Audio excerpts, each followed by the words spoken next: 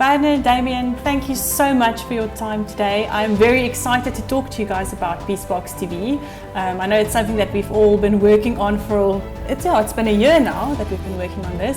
So I'm so keen to hear your ideas around what the journey's been like and some of the stuff that we've learned.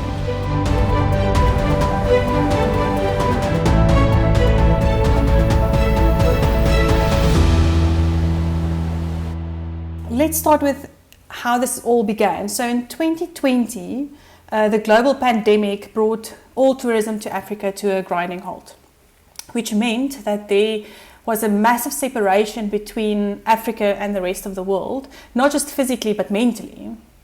So Werner, apart from the obvious severe economic impact of this, what worried you the most?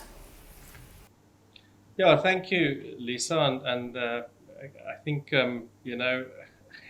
like everybody, when this pandemic hit us, we nobody really knew what was going to be the next step. I think the only thing that we all knew is that life has changed, and there was so much uncertainty about the future. But in the conservation context, what worried me was twofold actually. One is, oh goodness, how are we going to continue to mobilize funding, and how are we going to continue to look after wildlife, which was a massive concern. If you must understand, when all of these lockdowns happen in southern Africa, it means that most people are from the rural environment, from where the parks are, migratory. So they will move from the areas in the rural environment and they will move to go and work in cities. So you had this exodus of thousands of people, if not millions of people, going back to the rural countryside, if you like. And that's also where the protected areas are. So you had people there without any form of income, without any sustenance. So there was a dramatic increase on impact on wildlife, on natural resources, on deforestation, on people trying to survive, killing wildlife for food. So it's a very complex situation. So of course, how do you deal with that was one concern, and we saw this incredible escalation of the number of snares, these wire nooses being placed in the parks, in the protected areas, for people trying to catch food. But also, more worryingly, you had this economy of people doing that to make money. So the one is understandable, another one is less so. And that's linked to the second part of my worry is tourism stopped completely, which is a very important revenue stream, right? And so I think Peacebox TV was for me an answer to say, well, why don't we show these realities on the ground?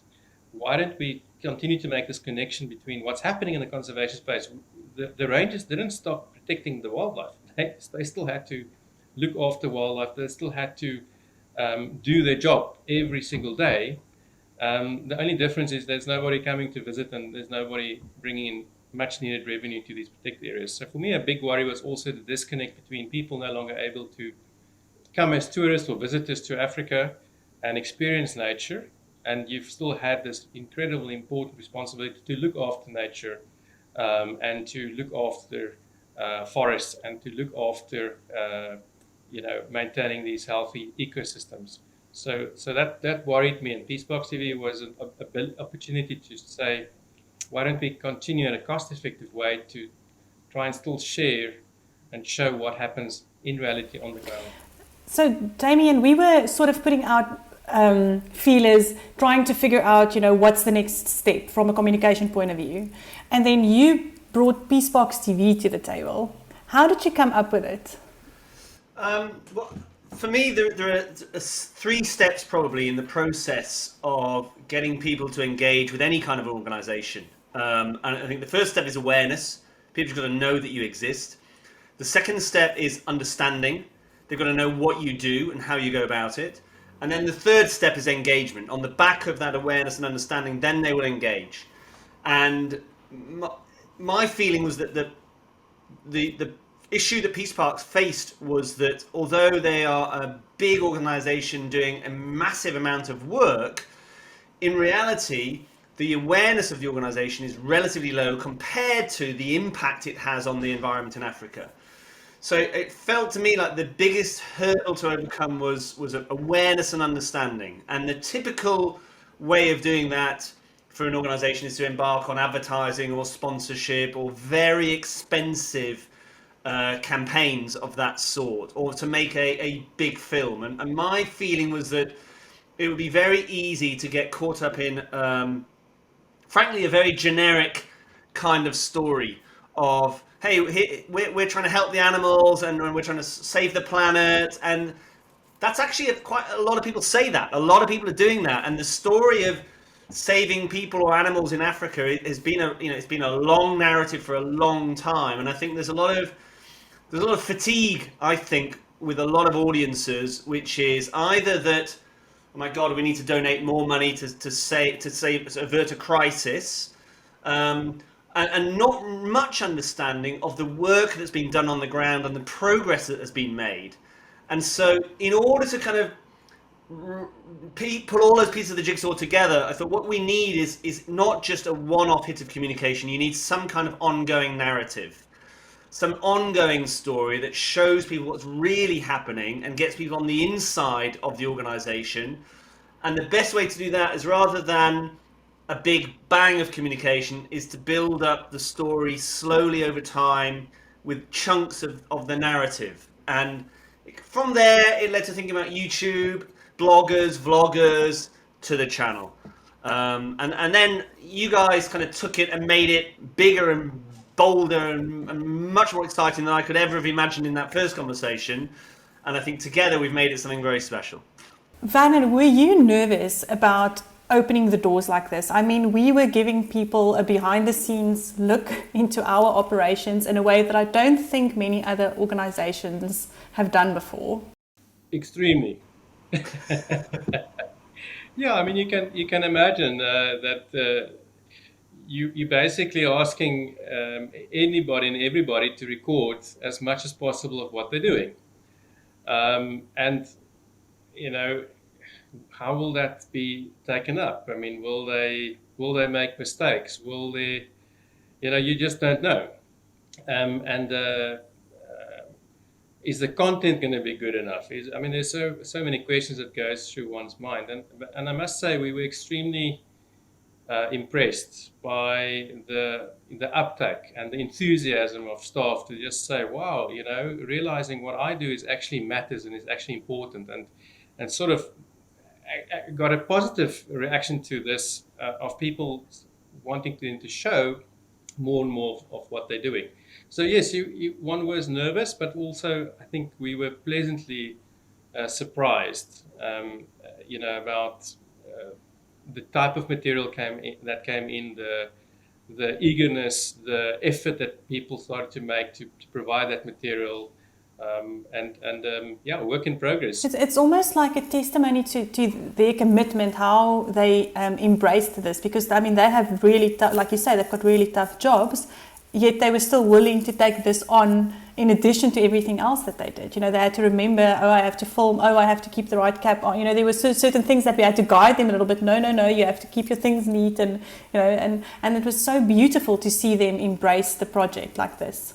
Damian, from a communications marketing perspective, you've been in this business for a while now. What were some of the things that you learned that you didn't expect? Well, the first thing I didn't expect is I didn't expect you to do it. In my world, I love ideas and I love the purity of a big idea like this. And, very often, as you know, in life, you can have a pure idea and it just gets chipped away by bureaucracy or budgets or time or staff.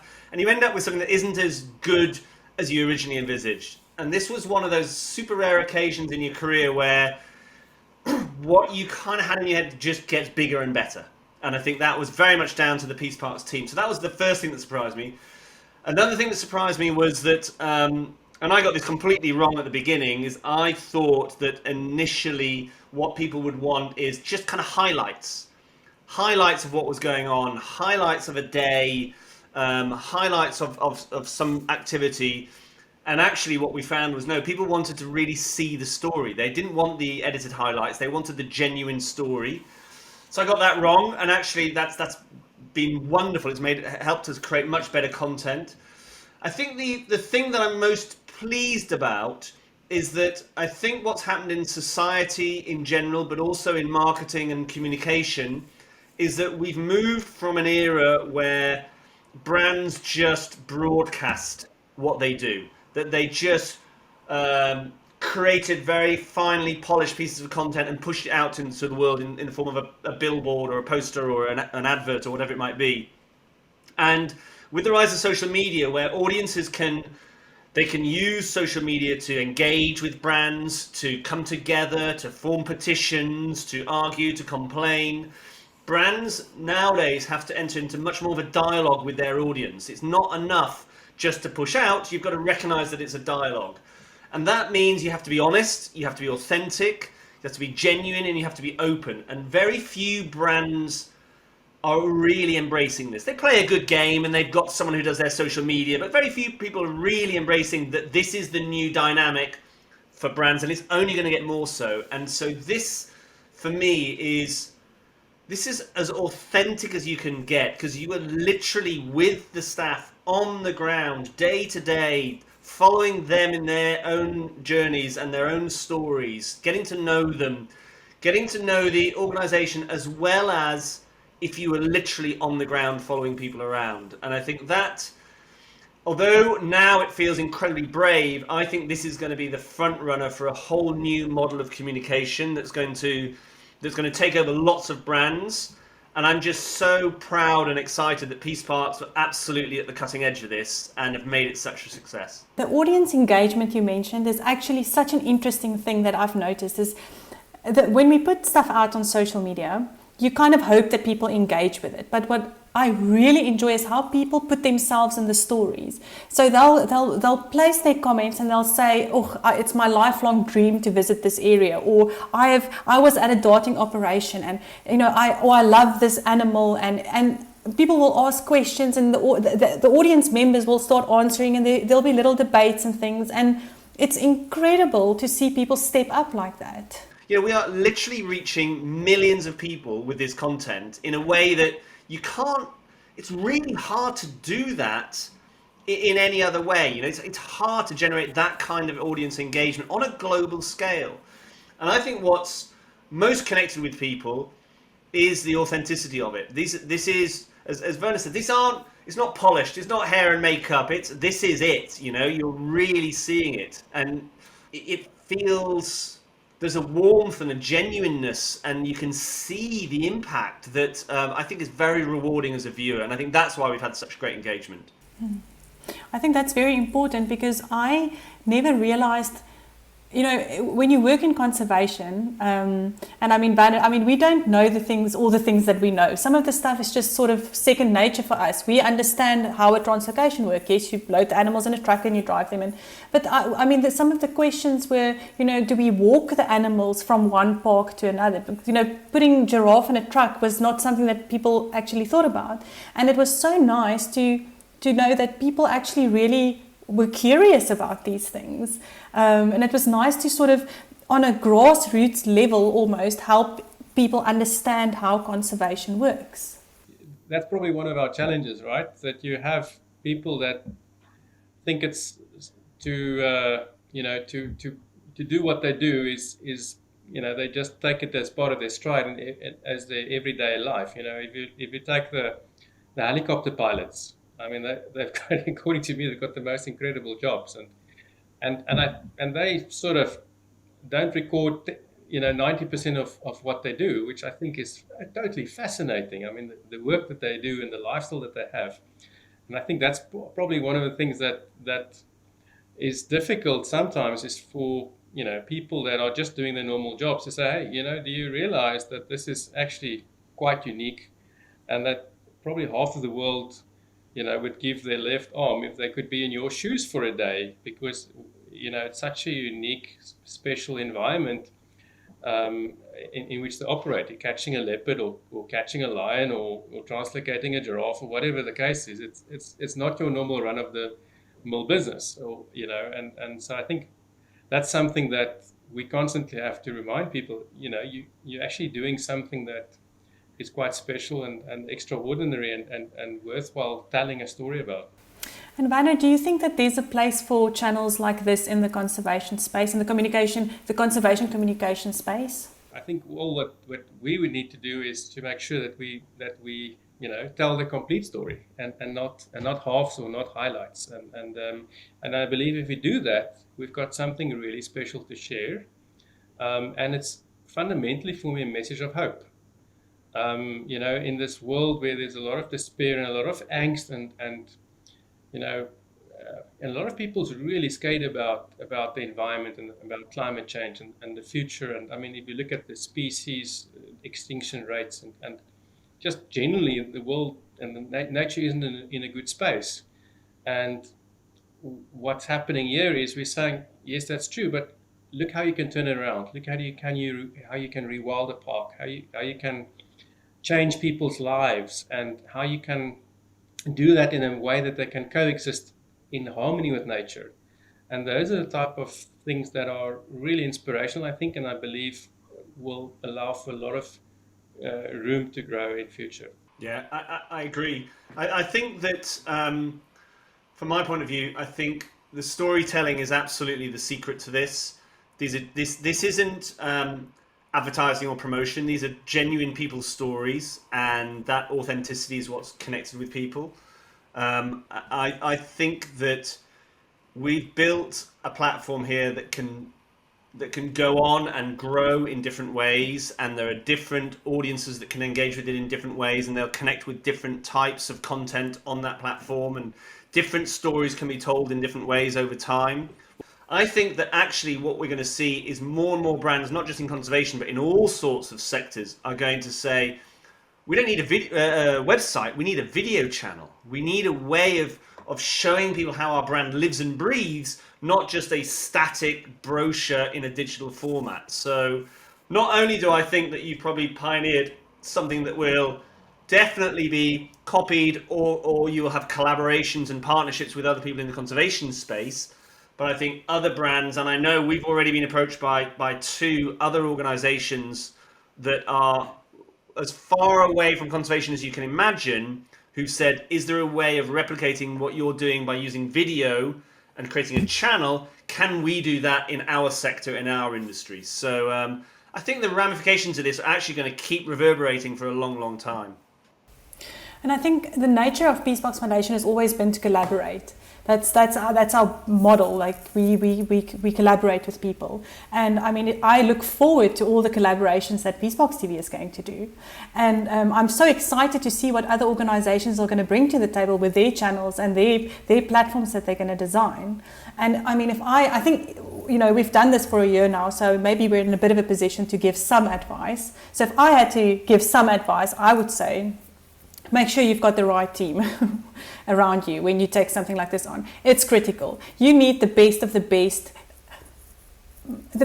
but also the most passionate people that really love what they do. Because for me, that was sort of the key to our project, is the passion of everybody around me.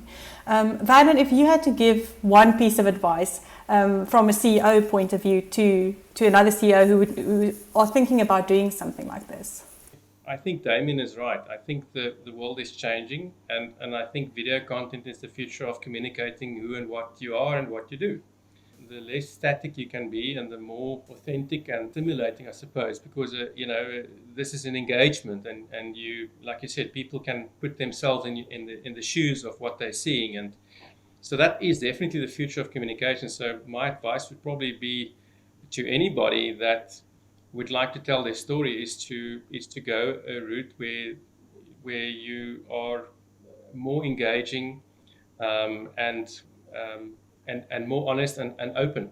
And Damian, what about you? Authentic stories. That is actually the content of the future. It's not advertising. It's not polish. It's like, who are you and what do you believe and what are you passionate about, and show that to me. Don't tell me, show it to me. and bring me onto the inside of your organization, because there are so many companies out there and it's so hard to have a USP nowadays that people will make their decisions based on the softer values of an organization. What do you stand for and how do you bring that to life? Well, thank you so much for your time. This was a fascinating discussion. And Damian, thank you so much to you and your team. This last year has been an absolute pleasure working with you guys. And I know the formal relationship might be sort of ending in a short while, but I think you'll be a lifelong friend of Peacebox Foundation. For sure. And I hope that none of my other clients are watching this, or none of the other people I work with, because you guys are so our favourites to work with, and we're so proud of what we've created with you that it's been a very special experience, both at a professional level, but also at a personal level as well, for me and all the team.